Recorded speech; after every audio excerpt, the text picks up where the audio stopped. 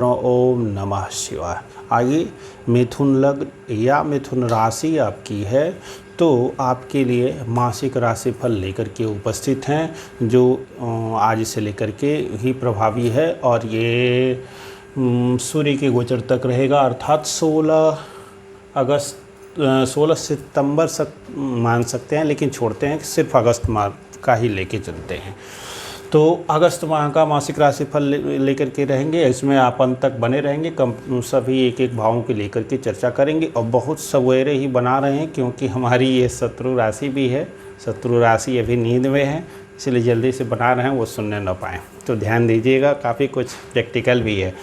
देखिएगा, बहुत कुछ बुरे दौर से ये मिथुन लग्न गुजरा है, क्योंकि जब गुरु यहाँ थे तो काफ़ी इनको चोट चपेट, एक्सीडेंट और बहुत अधिक खर्चे और विपरीत परिस्थितियों का भी देखना पड़ा। लेकिन 6 अप्रैल के बाद जब से गुरु यहाँ आया है, तो हमने थंबनेल में दिया था गुरु राशि परिवर्तन प्रभाव में ही, जो अभी भी गुरु राशि परिवर्तन प्लेलिस्ट में वीडियो है, सबसे अधिक आज तक की मेरी वीडियो में उसी की व्यू भी आई थी। सौभाग्य से आपने उसे बड़ा सराहा था, तो वो एकदम सटीक गया। जैसे ही 6 अप्रैल से बाद यहाँ से आया है, तो ये भाग्यशाली योग बना है और अति भाग्यशाली योग रहा। बीच में सूर्य का जो गोचर रहा लग्नगत, ये थोड़ा सा क्रोध आदि को दिलाता रहा, थोड़े से हेल्थ में परेशानी, मानसिक क्षोभ और कोई धोखा दे के काम निकलवा ले, इस तरह की परिस्थितियां आई होंगी आपके साथ जब सूर्य यहाँ रहे और सूर्य यहाँ रहे। लेकिन अब अभी भी सूर्य यहीं तक रहेंगे, कर्क में ही। हमने पहले ही यहाँ लिख दिया है सूर्य और बुध को, चूँकि सूर्य राशि में जब प्रवेश करते हैं शुरू के 10 दिनों में ही विशेष प्रभाव दिखाते हैं। तो कर्क में अपना ये प्रभाव अब लगभग दिखा चुके हैं, इधर की ओर आ चुके हैं, यहाँ तक लगभग आ गए हैं। अब यहाँ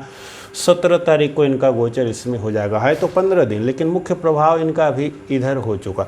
तो 15 अगस्त तक के लिए अभी भी सूर्य का फल इसी में मिलेगा। तो और बुध तो 9 अगस्त को इसमें आ जाएंगे, और शुक्र जो है अभी यहीं पे हैं पंचम में, लेकिन हमने यहाँ इसलिए लिख दिया है कि 10 अगस्त को इनका ट्रांसफ़र हो जाएगा। तो 20 दिन का जो फल है ये इसी में करने वाले हैं। केतु ऑलरेडी शुभ गोचर में है, शनि विपरीत राजयोग में है, कुछ चीज़ों के लिए हानिकारक हैं, कुछ के लिए लाभदायक भी हैं। गुरु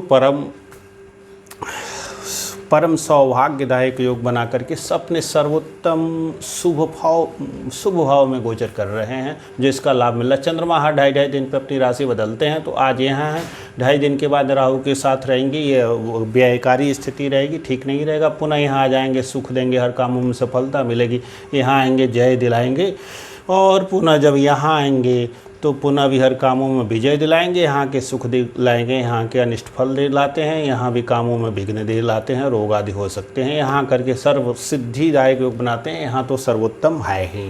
अन्य ग्रहों के गोचर को मिला करके देखते हैं हेल्थ कैसा रहेगा। ओवरऑल बुध अभी भी यहाँ पे हैं, और यहाँ से 10 तारीख का इनका जो राशि परिवर्तन होगा 9 अगस्त को सिंह में आ जाएंगे, इनकी मित्र राशि है। और तीसरे भाव में राशि के हिसाब से गोचर तो कह दिया जाता है कि तीसरे भाव में बुध थोड़ी सी असहज कलहकारी स्थिति भाई आदि से उत्पन्न कर सकते हैं, पर लग्नानुसार जब देखेंगे तो ये क्या बोलते हैं उपचय भाव, तो ग्रह का उपचय भाव में जाना और लग्नेश भी हैं, बहुत ही ग्रह को बलवान कर देता है, अच्छी स्थिति है। तो चूंकि हम लग्न को मुख्य भूमिका में लेकर के रखे हैं, इसीलिए बुध का यहाँ आना उत्तम फल प्रदान करेगा। खास करके आपके भाग्योदय को कराएगा, आपके शरीर को अच्छा रखेगा, आपके पराक्रम को भी इस महीने पूरा अच्छा रखेगा। सूर्य भी जब यहाँ आ जाएंगे तो 15 तारीख के बाद पूरे अगस्त माह तक आपका पराक्रम उत्तम रहेगा, भाई बहनों से उत्तम सहयोग मिलेगा, उनके कारण भी भाग्योदय होगा। संचार के क्षेत्र में यदि आप कार्य कर रहे हैं तो वहाँ आपको पदोन्नति आदि भी मिलने की संभावना है, उससे धन की प्राप्ति होगी, सरकार से आपको लाभ होगा। सरकारी काम यदि आप कर रहे हैं उसमें कोई रुकावट वगैरह अभी इधर चल रही थी, तो वो 15 अगस्त के बाद वो सरकारी बाधाएं दूर हो जाएंगी और वहाँ से आप काफ़ी अच्छी स्थिति में आ जाएंगे। कोरोना की पीक फेज है, तीसरी फेज आने को कही जा रही है, और यहाँ पे एक नीच का ग्रह है, और इससे 12वें में बुध गया है, इसका स्वामी होकर के और पीड़ित भी है। तो थोड़ा सा आपको कोरोना के प्रति तो सावधान रहना ही चाहिए उन दिनों पे जिस दिन आपका चंद्रमा और भी पीड़ित हो जाए। तो गुरु को भी पीड़ित कहेंगे ही, मंगल के प्रभाव में रहेगा ही। चंद्रमा जिस दिन राहु केतु के कक्ष में आ जाए, चंद्रमा अष्टम में आ जाए, शनि के साथ हो जाए, तो ये यहाँ भी नीच राशि इसकी है, राहु केतु का अक्ष भी बनता है। तो इस पोजीशन में थोड़ा सा इस भाव को, माता के हेल्थ को लेकर के, और अपने भी ये जो चेस्ट है कोरोना वहाँ से प्रभावित हो रहा है, यहाँ से और यहाँ से। तो यूँ तो शुरुआत हो रहा है नाक से कोरोना, तो इधर तो अच्छी स्थिति है, नहीं होना चाहिए। फिर भी यदि थोड़ा बहुत यहाँ नीच का ग्रह है और बुध यहाँ पीड़ित है आपका लगने से, तो थोड़ी सी ऐसी स्थिति आती है तो तुरंत सावधान होकर के तुरंत दवाई लीजिए, काढ़ा आदि लीजिए, और जो गाइडलाइंस है उसका पालन करेंगे तो बच जाएंगे आसानी से। कोई गंभीर नहीं स्थिति है। रोज के हॉरोस्कोप देखेंगे और चंद्रमा जहाँ बताया यहाँ पे रहेगा, उन दिनों पे विशेष सावधान रहने की ज़रूरत रहेगी।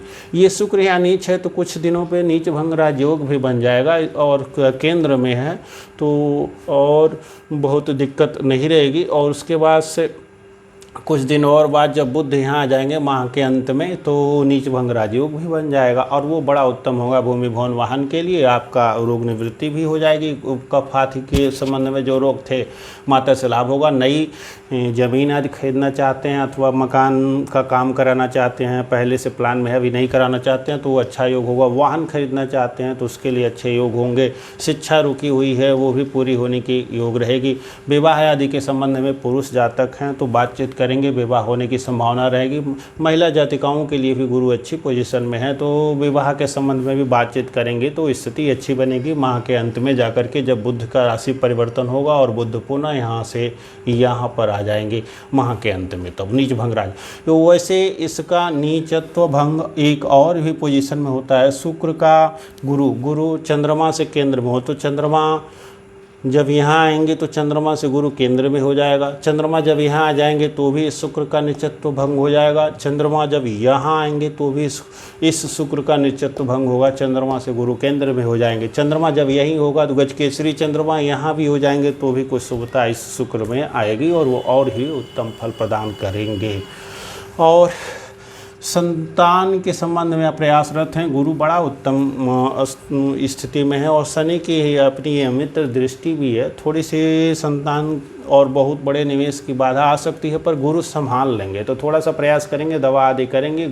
तो जो जीव का कारक है गुरु, संतति का कारक गुरु है, आपको संतति देने के लिए 100% से अधिक ये अच्छी पोजीशन में है। प्रयास करने की जो बहुत बड़ा निवेश करना चाहते हैं, अच्छा है, निवेश करिए, लाभ प्राप्त होगा भविष्य में जाकर के। रोग रिपु ऋण की बात देखेंगे, पराक्रम भाव में ही मंगल बैठे हैं, यहाँ से अपने भाव में दृष्टि है तो शत्रु आदि को आप जीत लेंगे। शत्रु आपके पार नहीं आ सकते हैं। जैसे मैंने कहा शत्रु राशि की है, इसका भाग्योदय तो इतना हुआ कि 2.5 घर और जब बनाने में गहना उना बेच बाच दिए थे। अभी कमेंट मारी जब गोड़ टूटा था तो अभी क्या हुआ, अचाक दे एक ज़मीन अपनी बेच करके उनका भी कर्जा दिया और भी लोन चुका दिए। तो मेरा तो अच्छा था, इनका भाग्योदय हो गया, 2.5 लाख और मिल गया। एक माला था वो भी दे दिए। तो भाग्योदय हुआ कि नहीं हुआ? जो 10 साल पहले की स्थिति खोई हुई थी अभी झटाक से मिल गया। तो ये भाग्योदय होता है, गुरु कराते हैं। अभी ये व्यक्ति परीक्षा के लिए भी प्रयासरत है। संयोग से दशा भी अच्छी मिल जाए तो पौवार, जैसे बुद्ध की महादशा और गुरु की अंतरदशा मिल जाए इस समय, अब क्या पूछना है। जो अच्छे ढंग से आप कार्य करेंगे वो सारे काम पूरे होंगे। थोड़ा सा शिव जी की शरण में रहिएगा ताकि अहंकार काफ़ी न बढ़े। बहुत अच्छा समय चल रहा होता तो आदमी अहंकार में भी बहुत ख़राब निर्णय ले लेता है। तो शिव जी के समय में रहेंगे। जिस दिनों पे चंद्रमा यहाँ पीड़ित होगा तो मन शांत रहेगा, अच्छी स्थिति बनी रहेगी।